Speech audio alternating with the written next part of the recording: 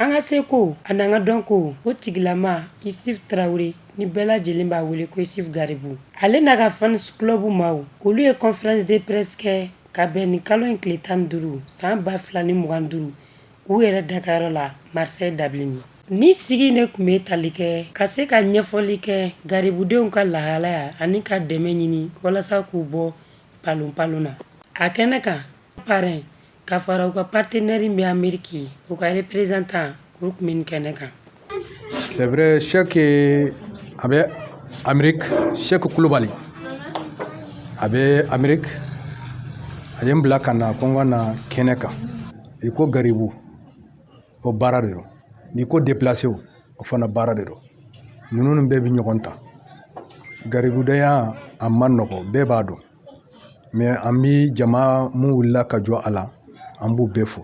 An bɛ tila ka wele bila diɲɛ mɔgɔw bɛɛ, mɔgɔ o mɔgɔ mun bɛ hinɛ i kan ka hinɛ Garibudenw na parce que bɛɛ b'a to dɔn a ma se an k'a fɔ. Parce que n'i tora sirada la i yɛrɛ b'a kalama mun b'a la. Denmisɛnninw olu de bɛ kɛ sini maakɔrɔba ye. Denmisɛnninw ma lamɔ ka ɲɛ sini bi tiɲɛ dɛ. An bɛɛ ta to dɔn, an bɛ mun to an ko o de denmisɛnninw ye. Donc n'u ma mara ka ɲɛ jamana bɛ kɛ cogo di? Mɔgɔ wɛrɛ de bɛna jamana tɔnɔ ta. An mɔkɛw ye jamana dilan k'a di an ma, an fana kan ka dilan k'a di an mɔdenw ma. Nin kɛnɛ in kɛra lawasa da ye.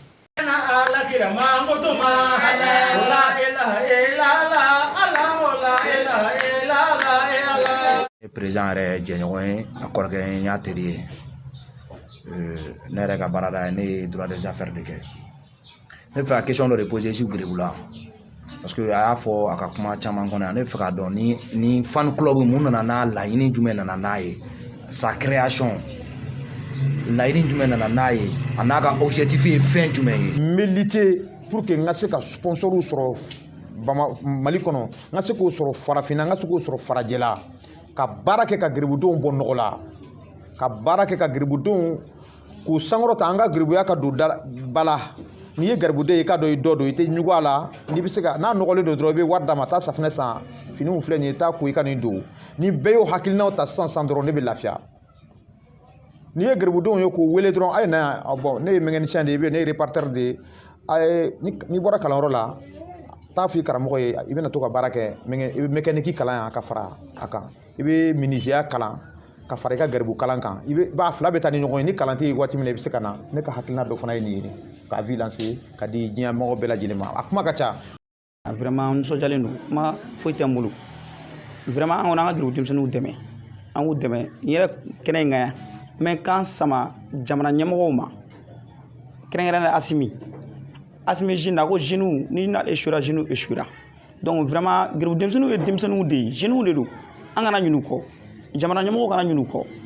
Bon fan club mun ye nin sigi, a ka hakili to olu fana na k'u développer pour que u bɛ se ka dɛmɛ ka Garibu denmisɛnninw bɛɛ lajɛlen dɛmɛ cogo min na k'u bɔ yɔliyɔlɔ ni kamana gan na. Ne tɔgɔ Awa Koyita, ne bɛ fan club su groupe kɔnɔna na.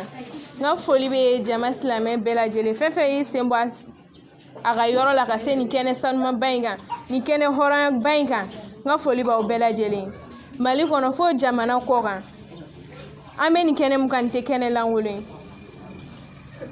A sigilen don silamɛya kan ani diinɛ. Et puis an bɛ dugawu ɲini aw ye, a ka dugawu k'an ye, an ka se ka nin ko in an ka Ala k'a taa ɲɛ. Groupe in sigira, a sigira an mago bɛ mɔgɔw la. An y'a sigi ŋaniya min na, Ala ko don, kira ko don. An y'a dabɔ fɛnɛ ka Garibudenw minnu bɛ yaala, an y'a dabɔ olu dɛmɛni fɛnɛ kama, ani fantanw dɛmɛni. An bɛ bɛɛ wele, an mago bɛ dɔw bɛɛ la, bɛɛ ka n'an dɛmɛ ko in kɔnɔna na.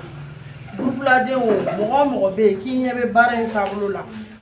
A kun cɛra nisɔndiya, foli, laɲiniw ani badenya fotota caman ye. Touré, a ye kuma di Touré ma. Ne ye Touré ye.